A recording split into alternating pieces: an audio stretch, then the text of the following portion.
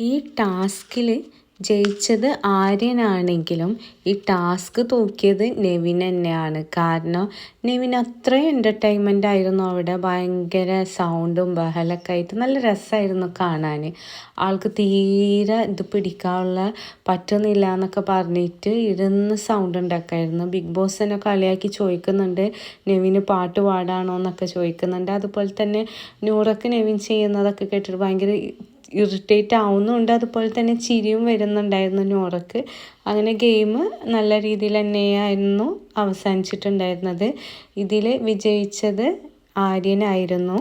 പക്ഷേ ഇതിൽ എടുത്തു പറയേണ്ട ഒരു വ്യക്തിയാണ് അക്ബർ. പറ്റാവുന്ന സമയത്തോളം ഹോൾഡ് ചെയ്ത് നിന്നിട്ട്, കാരണം ആളുടെ ബോഡി വെയിറ്റൊക്കെ താങ്ങി നിൽക്കാന്ന് പറയുന്നത് ഭയങ്കര സംഭവമായിരുന്നു. അത് സാബുമാൻ തന്നെ പറയുന്ന, അക്ബർ നിങ്ങളൊരു നല്ലൊരു ഗെയിമറാണെന്ന്. പിന്നെ അതുപോലെ തന്നെ ഈ ഗെയിമിൽ ആദ്യമായിട്ട് ഗെയിം അവസാനിപ്പിച്ചത് ഷാനവാസായിരുന്നു. പിന്നീട് അത് നെവിനായിരുന്നു.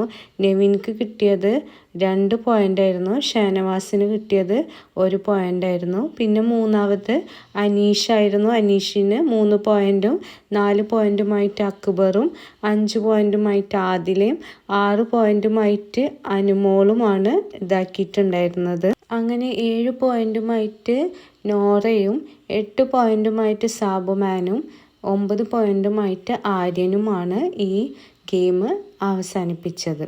ആര്യനാണ് ഇതിൽ വിജയിച്ചിട്ടുണ്ടായിരുന്നത്. മഴ കാരണം മൈക്ക് മാറ്റാവുന്ന ഒരു സാഹചര്യം വന്നപ്പോൾ സാബ് കൈ പൊന്തിച്ചതോടെ ഗെയിം അവസാനിക്കുകയാണ് ചെയ്തിട്ടുണ്ടായിരുന്നത്.